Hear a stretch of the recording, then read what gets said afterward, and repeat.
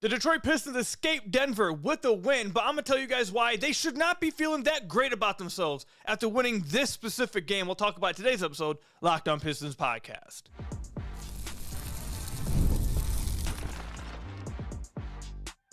You are Locked On Pistons, your daily Detroit Pistons podcast, part of the Locked On Podcast Network, your team every day. What's the deal? Welcome back to another episode of the Locked On Pistons podcast. Per usual, I am your host, Ku Khahil. I've been covering the Detroit Pistons for the last almost 5 years now for the Locked On Network. Been a credentialed media member over the last 3 years, and I appreciate all of you guys who have made the Locked On Pistons your first listen of every single day. We are free and available on all your podcast platforms. If you haven't already, head to the YouTube channel at Locked On Pistons. Hit that subscribe button or leave us a 5-star review, whatever podcast platform you're listening to this on. That's another great way to support the podcast. And today's episode is brought to you by FanDuel. It's the last call for football on FanDuel. If you're a new customer, bet just $5 and get $200 in bonus bets if you win. Before we talk about today's episode, speaking of football, let me know in the comments who you guys got winning the Super Bowl. Seattle, or do you got, why am I drawing a blank who just made it out? The AFC, New England. Let me know who you guys got winning the Super Bowl. Later on, we will discuss Tobias Harris absolutely showed up for the Pistons when they absolutely needed him to. And then also later on, we'll talk about some of the decisions that JB Bickerstaff made late in this game that I was not a big fan of. But let's start with the game in general here. The Pistons start their 3-game road trip here in Denver. They win 109-107. Everyone knows, I mean, this gets talked about nonstop when you go and play in Denver. Everyone knows about the high altitude. Everyone knows about this, all right? Everyone has to go and deal with it, though. So I don't really like to use it as any kind of excuse for, oh, well, this person didn't shoot well or this person didn't play well. Oh, they were probably adjusting to the high. Every team in the league has to go to Denver and eventually play. So I don't really like using that as much of an excuse. The Pistons, I felt like, did not play very well in this game at all. And I think, again, a lot of these concerns that we spoke about after the Houston Rockets loss, I feel like you saw in this game against Denver. And these are now back-to-back games against high-quality Western Conference opponents where I feel like some of these concerns are really flashing. There's a flashing red light that's saying concern, concern, concern. And they got the win in this game against Denver. But again, I've said this quote many times on the podcast. I forget which football coach said this, but it was an NFL head coach. I forget who it is that said the quote. But you should never accept, the quote is, you should never accept in a win what you wouldn't accept in a loss. Just because you win the game, just because you come away somehow with the win, doesn't mean you just act like what just happened didn't happen. Doesn't mean you act like the flashing red light about some of these concerns. You just ignore it because you got away with a 2-point win. Now, mind you, Denver did not have Nikola Jokic in this game, and the Pistons won by 2. They did not have Nikola Jokic in this game. The Pistons were only able to manage 109 points in this game. And then some of the plays late in this game, that's really what I want to start with, or really want to go to, I guess, not start with. But I want to go to, what were the Pistons doing at the end of this game? I'll save some of the decisions JB made for later on in the podcast, but Javonte Green fouled a 3-point shooter twice when they were up 3 points in the final 35-40 seconds of this game. You're up by 3 and you foul a 3-point shooter twice in the final 40 seconds. Jamal Murray was the one who was fouled, by the way. A career, I believe, 89% free throw shooter, and he missed 2 of his free throws. So you really got bailed out in that regard. Because Jamal Murray, who has historically been a great free throw shooter, missed 2, and you end up having to go to overtime. You having to go to overtime in what everyone understands is Denver with the high altitude, everyone's tired, all that kind of thing, would have been terrible. Would have been absolutely terrible. I couldn't believe I saw that. And then you just talk about the overall game.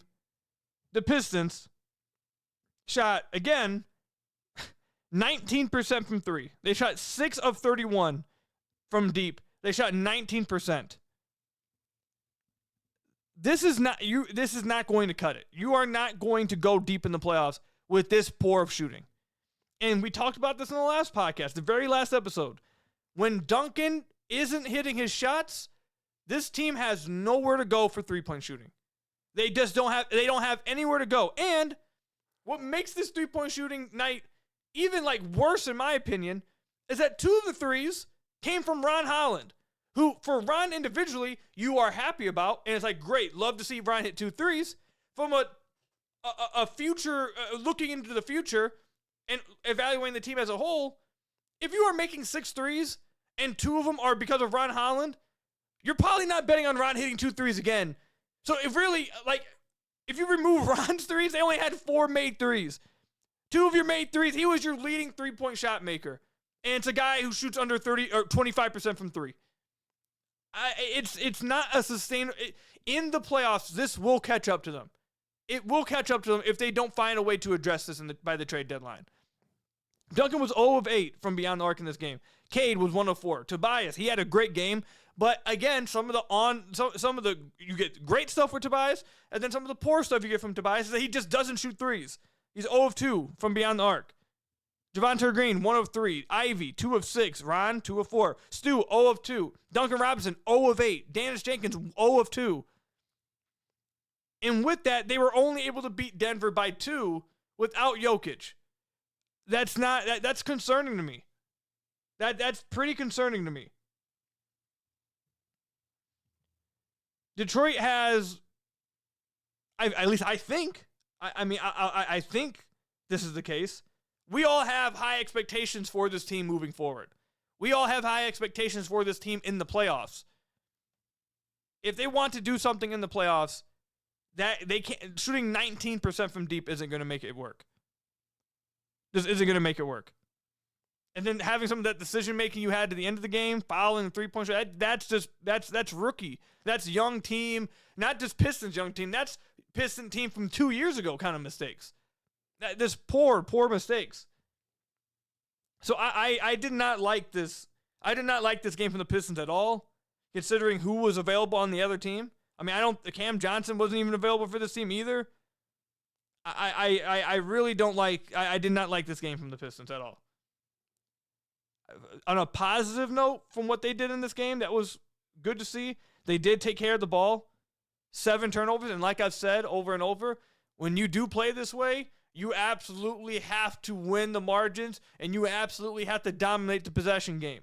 And they forced 15 turnovers from Denver. The Pistons only turned the ball over 7 times. So they got away with their 3-point shooting because they took very good care of the ball, didn't turn it over, and took away possessions from the other team. That's how they were able to get away with it, and that's how they've continued to get away with it, and they probably will get away with it a lot throughout the rest of the season, the regular season, that is. But as the game slows down in the playoffs, it's a tough way to sell yourself on being having sustainable winning in the playoffs. It's tough. But nonetheless, they did do a good job with it. I mean, they were up by 18 points at one point in this game, too, and they blew it. And came so close at the end of the game to blowing it. Just not a great game from the team. You'll take the win. A win is a win. You're not complaining about a W, but some of the stuff in this game, it just has to be corrected. They have to be better. They have to play better. And they need to start improving in these areas before, pretty soon, so they can start developing these type of habits going into the playoffs. Again, I have expectations for this team to go deep in the playoffs. I don't want just one playoff series win, and then in the second round for us to be sitting here talking about, oh, well, they shot 20% from 3. We saw that coming, and they ended up losing. I don't want that to be. That's not what I have expectations for. They're having way too good of a season for it to potentially be ruined by the fact they just don't have anyone that can shoot. You got the win. It is a road trip. So you take that no matter what. You take the win. They have their next game against Phoenix in Phoenix in a few days. I believe Devin Booker already has been ruled out for that game. Golden State's right after that on the back end of a back-to-back, and Golden State was without Jimmy Butler, obviously. So the Pistons might be able to take advantage of some teams having some unfortunate injuries.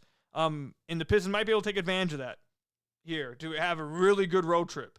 A really good road trip before they end up back at home against Washington. Not Washington. Back home again against Brooklyn. But this was not a very encouraging game for me, and the Pistons have to get better when it comes to three-point shooting, and some of the decision-making late has to just be better.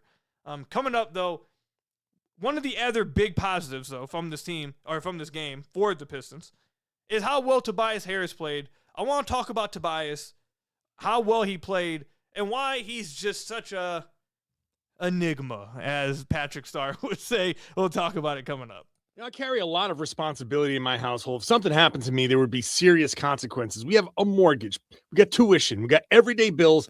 Those aren't going anywhere if something happens to me. And I know that's an overwhelming feeling, but I'm taking steps to protect my family by getting life insurance through Ethos. Ethos makes getting life insurance fast, easy, and 100% online. You can get a quote in seconds, apply in minutes, and get same-day coverage. There's no medical exam. You just answer a few simple health questions. You can get up to $3 million in coverage. Some policies are as low as $30 a month. And as of March 2025, Business Insider named Ethos the #1 no medical exam instant life insurance provider. Ethos has 4.8 out of 5 stars on Trustpilot with over 3,000 reviews. Protect your family with life insurance from Ethos now by going to ethos.com/lockdownNBA. In as little as 10 minutes, you can get your free quote and up to $3 million in coverage at ethos.com/lockdownNBA. That's ethos.com/lockdownNBA. Ethos.com/lockdownNBA. Application times and rates may vary. So I want to thank you guys again for making Locked On Pistons your first listen of every single day. We are free and available on all your podcast platforms. If you haven't already, head to the YouTube channel at Locked On Pistons. Hit that subscribe button or leave us a 5-star review on whatever podcast platform you're listening to this on. That's another great way to support the podcast. The NBA trade deadline is basically here. We want to give you a free month of our new Everydayer Club to help you get ready. If you need a group chat to keep up with the chaos, join ours. The Everydayer Club gets you access to a group chat on Discord just for Locked On Pistons fans, plus national chats where you can hang out with fans from across the league. You also get ad-free versions of this show, and if you sign up by the trade deadline on February 5th, you can use code DEADLINE to get your first month free. Tap the link in the show notes to learn more about the Everydayer Club today. All right, so I want to talk about Tobias Harris, who absolutely had a fantastic game for the Detroit Pistons.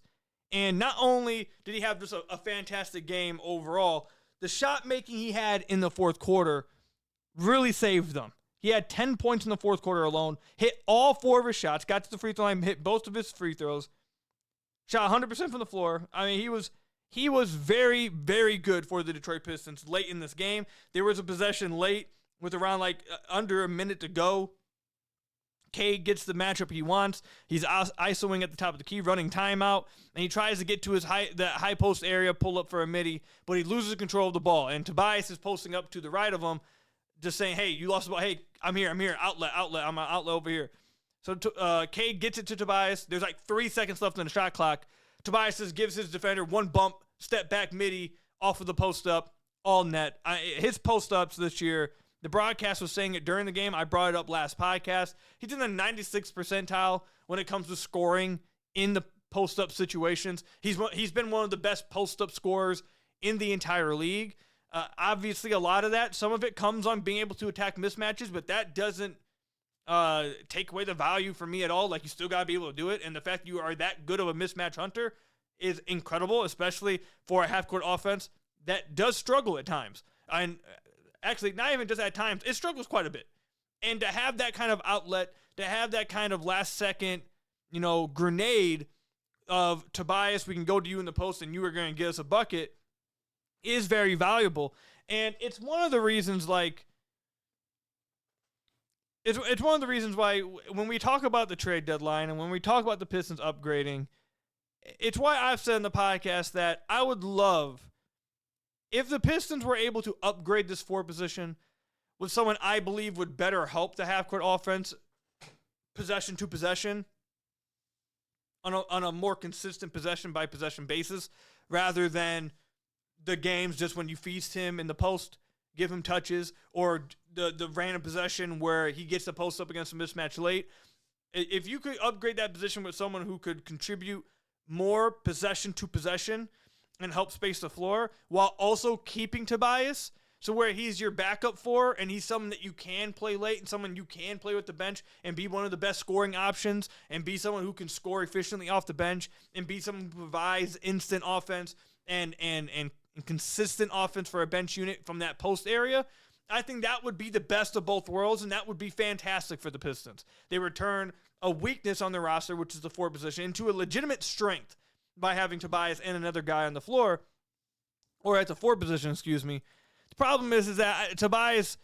Now I don't think they're going to trade Tobias. I'm just talking about it as in like when you start doing these like fake trades and you start looking at some of these guys you'd like to see on the team, you almost always have to include Tobias because he's the only real like salary matcher on the team. So that's what's tough about it, is that you can't, as much as I want the team to go out and get one of these foremen that I really think that would take this team to the next level, get them to I think they would go to the finals and have a chance to win. It's hard. It's almost impossible to pull off one of those deals without including Tobias. And when he has games like he does tonight, you sit back and it's like, okay, well, do you really want to do it? Like, would you really want to do this? He had 22 points, 8 rebounds, 3 assists on 6 of 10 shooting. I mean, 22 points on 10 shots is incredibly efficient.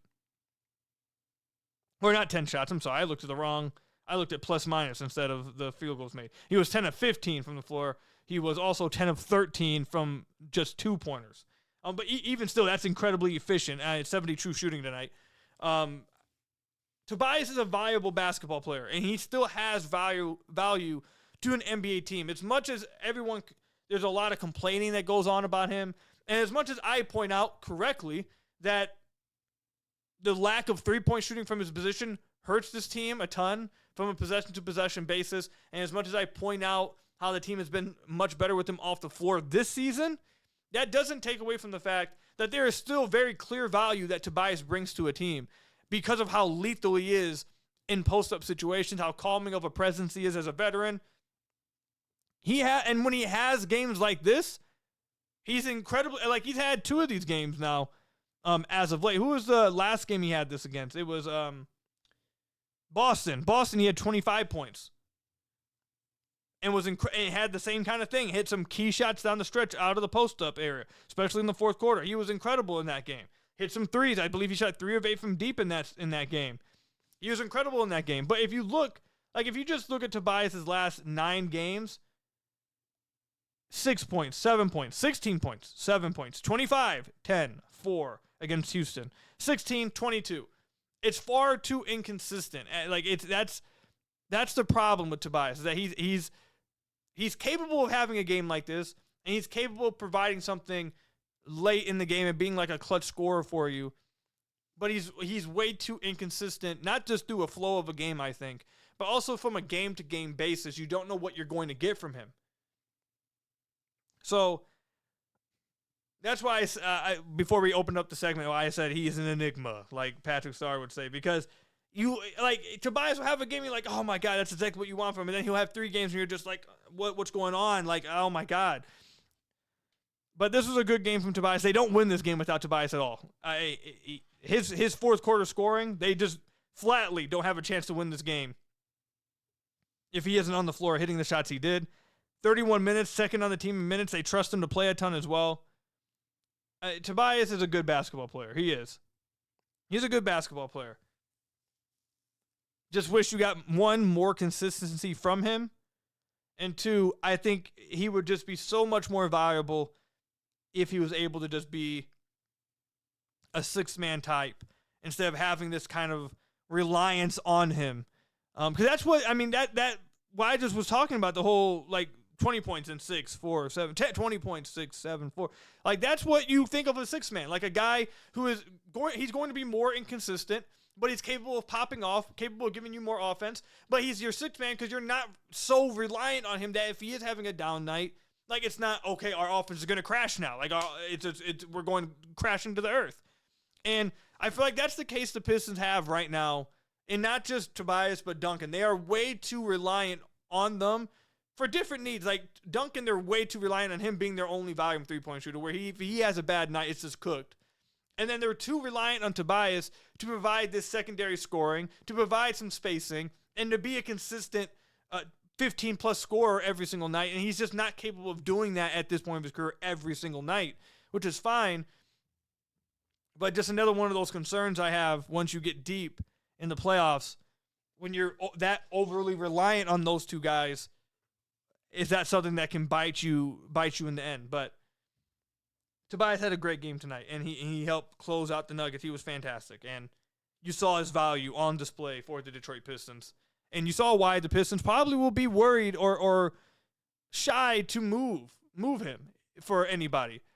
Because I'm sure Trajan looks at this and is like, if we could upgrade there, it would help our half-court offense. But if we move him and it doesn't work out, or if we move him, are we sure that we'll improve enough in the half-court offense to where it makes up for like his last-second grenades from the post or his ability to attack mismatches in the post? Like, I get why Trajan would look at that and be like, is it worth the risk? Like, if he's looking at this and is like, actually, I think Tobias might provide some more value than maybe people think in the playoffs because he's able to slow down and score in the post in a slowed down game in the half court. He's one of the only guys that can do it. So maybe you want that.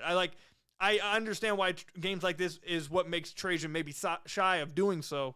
But yeah, we'll wrap it up with Tobias was great. Fantastic. Loved this game from him, and he was very clutch for the Pistons. Coming up, JB Bickerstaff had some decisions late that I very much disagreed with. I thought almost cost the Pistons the game. We'll talk about them coming up. It's the last call for football on FanDuel. One final Sunday, one last kickoff. The final chance to get in on the action before the NFL season officially comes to a close. This is Super Bowl 60, and FanDuel is making sure you're right in the middle of it with a special offer just in time for the biggest game of the year. Whether you're backing the favorite, riding the underdog, or building one last same-game parlay, this is the game everyone's been waiting for. This is where predictions turn into plays, stats turn into storylines, and every snap feels bigger. It's the perfect way to cap off the season and make the Super Bowl even more exciting from kickoff to the final whistle. If you're a new customer, bet just $5 and get $200 in bonus bets if you win. Make it count because after the Super Bowl, the season is over. Last call for football on FanDuel, an official sportsbook partner of Super Bowl 60. Visit FanDuel.com to get started today with FanDuel. Then I've got to tell you guys about another one of our sponsors, TurboTax. Tax season doesn't have to take over your life. This year, TurboTax is making it easier than ever to just hand things off and move on with your day. With TurboTax Full Service, you can have your taxes done for you by a trusted local expert start to finish without the stress and guesswork. You can upload your documents, go about your day, and get updates right in the TurboTax app. It's a huge time saver and gives real peace of mind knowing an expert is handling it for you. And for a limited time, you can have your taxes done by a local TurboTax expert for just $150 all in if a TurboTax expert didn't file for you last year. Just file by February 28th. Take taxes off your plate and get back to your life and visit TurboTax.com/local to book your appointment today with TurboTax. So I want to thank you guys again for making Locked On Pistons your first listen of every single day. We are free and available on all your podcast platforms. If you haven't already, head to the YouTube channel at Locked On Pistons. Hit that subscribe button or leave us a 5-star review on whatever podcast platform you're listening to this on. That's another great way to support the podcast. Before we get to JB, I actually do want to bring up someone else. I feel like I probably should have spent I'm recording this right after the game, and I did not like this game. But I think maybe as I'm going deeper into the podcast, I should have led, I feel like, with how Cade played. Because even though I am not happy with how this team played, I don't think this was a very good game at all. Cade, I thought, played a very smart game. And I should have led with that because Cade deserves credit for that. Even if the team doesn't play well, I feel like in a game, you should lead. You should talk about that. And Cade, like I mentioned earlier, this team didn't turn the ball over a ton. They only had 7 turnovers. And Cade had 0. What was the other game when he had very minimal turnovers? Was it also Boston where he just didn't turn the ball over? Let me pull the game logs up. I believe that was also Boston. Yeah, Boston. He had 0 turnovers. Shot poor from the field, but had 14 assists. Again, the way in which the Pistons play, if they're going to win the way they are, they have to take care of the basketball. They have to win the possession game. They have to win the margins. And when Cade is playing this smart of a game, where he understands, hey, our shooters, we don't have it. This isn't the cleanest game. This isn't the prettiest game. I'm not even hitting my shots as much as maybe I'd like to. He shot 1 of 4 from beyond the arc. At one point, he was 0 of 3. Actually, his 1 3-point make was an and 1 from the top of the key. Probably his toughest look of the game, which is crazy. He understood, okay, this is going to be a grinded-out game. This is how we've won all year at times. Got to grind it out. I have to take care of the basketball.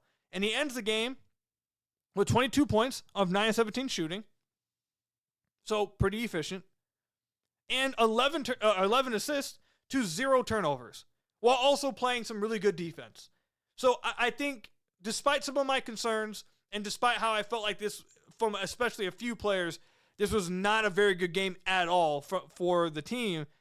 Their leader, their star, their superstar, he played a smart game. He understood what the game needed for them to win this game, and he played exactly to that, and he was fantastic. And that's why he's going to be he is an all-star starter and why he will be an all-NBA first-team guy. He's been able to lead this team to victories in different types of ways all year, whether it's a high-scoring game for him, whether it's a poor shooting night, he just needs to facilitate, whether it's lead with his defense, whether it is take care of the basketball and just grind it out late, whether it's hit some clutch shots late, keep it close, and then I'll take us home late. He has found multiple ways all year to win basketball games for the Pistons. So even in a game that I'm not very happy with, Cade makes you second-guess that at least and be like, look, I mean, they didn't play well, but their star knew what was needed to win.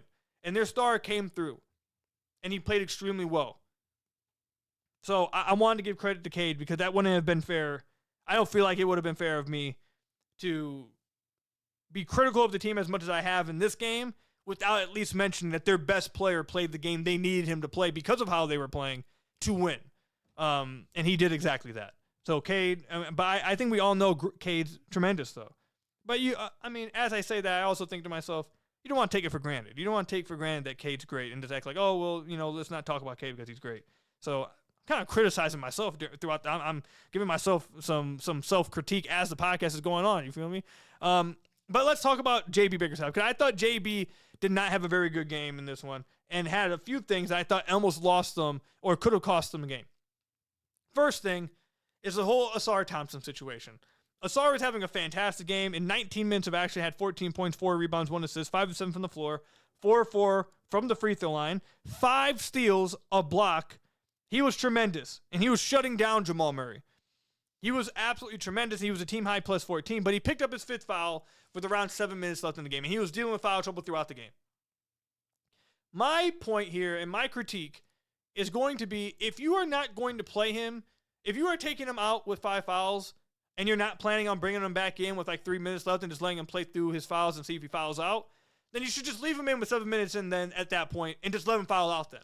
Like if you're not saving him so you can play him later on the fourth for the final 3 minutes, just play him the final 7 minutes. And if he fouls out, he fouls out. You weren't going to play him anyways. That's the first critique.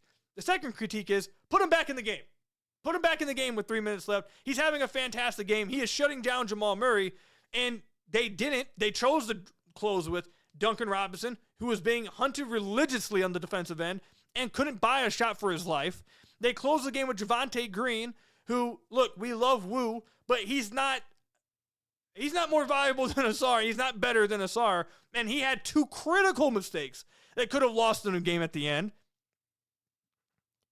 And Ausar over there sitting on the bench with 5 fouls. Ausar sitting on the bench with 5 fouls is just as detrimental to the team as him sitting on the bench with 6 fouls. It's that you are having the same negative effect. And the team was up by 10 when he came out the game. They cut it to a 2-point game. They have a chance to take the lead. All with Ausar off the floor. Now, Ausar has to stop taking some of these dumb fouls. He had 2 fouls. His final 2 fouls were fouls he just didn't need to have. Caught reaching at Jamal Murray from behind. And then also a late contest on Bruce Brown floater in the middle of the key that he just needs to just give up. He got the offensive rebound. It's there. You lost that possession. It is what it is. Going after and trying to take it away, that's a dumb foul. So he does have dumb fouls, and Ausar has to stop committing these dumb fouls and putting his coach in this position. Because if he just plays, they probably win this game easily. But, again, I mean, I've had this thought. I mean, I remember going back to when Andre Drummond would get in foul trouble. And I would have the same thought process then, is that if you're going to sit him for 7 minutes and you're going to lose control of the game in those 7 minutes anyways, you might as well just play him. Like, you gain more from playing him and trusting him not to foul out than sitting him on the bench for the 7 minutes and losing anyways. Like, just play him. And if he fouls out, it's the same effect as him sitting on the bench for 5. So that's the first critique I have. Because I don't especially not bringing him back in. If you take him out with the 7 minutes left, you don't bring him back in with 3 minutes left. You're not bringing him back in with 2.5 minutes left. I don't That doesn't make any sense. What was the point of taking him out then? Why did you forfeit those minutes from 7-minute mark to the 2-minute mark if you weren't planning on bringing them back in anyways? You should just let them in the game and try to build the lead. That doesn't make any sense to me. I don't. There's no explanation that could make that make sense. That's one. Two, at the end of this game, the Pistons had 2 timeouts. He used both their timeouts at the end of this game for offensive and defensive subs. I think that's absolutely terrible. I completely disagree with doing that. Especially when you're making... So he brought in Ausar for one possession with, I think, around like a minute and 10 seconds left or whatever. The Pistons get the ball back. He calls a timeout to get Ausar and Javonte Green off the floor to then bring back in Duncan and Tobias. I think that's just a straight up bad decision. I think it's just a bad decision straight up. I think you should have had... I would have just had Tobias on the floor originally, and Duncan wouldn't have closed. But the reason why I think using your 2 timeouts to make offense or defensive subs, instead of just either one waiting for a dead ball situation, or 2, just riding with your guys. The reason why I disagree with it is because Javonte Green fouled a 3-point shooter twice in the final 40 seconds of this game. And the Pistons had no choice. They didn't have any chance to challenge either one of the calls, because he used 2 timeouts just to make offensive and defense subs when they're already up by 4. One of the timeouts, I believe they're up by 5 when he made it. The other one, they were up by 4. And you're using timeouts in the final minute and a half of this game to just make subs. And now, I mean, I've already seen a lot of Pistons fans. A lot of people feel like those last 2 fouls on Javonte Green were questionable and would have liked to challenge them. But now you can't challenge them, because you used 2 timeouts for offense for defense subs. So I thought this was a very, very funky end of game for JB Bickerstaff. JB is great. He's been fantastic all year. I shouldn't have to say that, but he's been great. But that doesn't mean you can't be critical of him in situations. I thought this was I really did not like his decision making to end this game. Deciding to close with Javonte Green instead of Ausar, I thought was crazy. Deciding to play Dennis longer into this fourth quarter instead of Ivy, who had hit 2 threes in that quarter when Dennis was playing really bad, I thought was a mistake as well.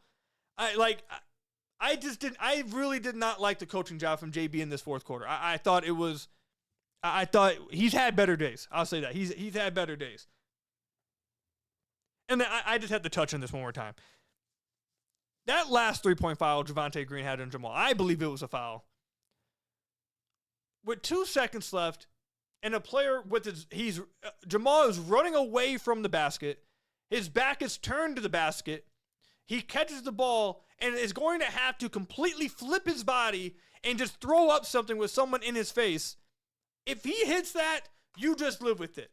But you do not foul. You do not foul at that point.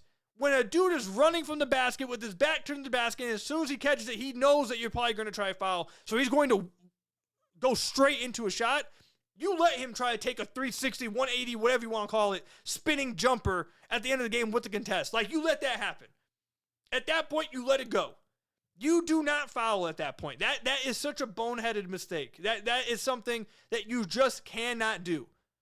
If you had more time on the clock, I've seen a lot of people talk about this, like when it comes to fouling up 3. If there's more time on the clock, you can take the foul because it's likely they're going to take a dribble. They're not going to go straight into a shot. With less time on the clock, you know they're going to have to go straight into a shot attempt. So it is very risky to then try to foul before they go into an upwards motion and expect the refs not to give them 3 free throws. To then double down on it and to do it after the dude's running from the basket and his back is to the basket, just the end of the game almost drove me crazy. I was like, oh my God, they want to lose this game. Oh my God, they want to lose. But Jamal missed the free throw, so thank God they get the win. But let me know in the comment section down below or over on Twitter at Ku Khahil how you guys felt about this game. That's all I've got for you guys today. Thank you guys for making Locked On Pistons your first listen of every single day. Free and available on all your podcast platforms. Hit that subscribe button to the YouTube channel. Leave us a 5-star review, whatever podcast platform you're listening to this on. And until next time, I'll see you guys there. Stay safe out there, and peace out, everybody.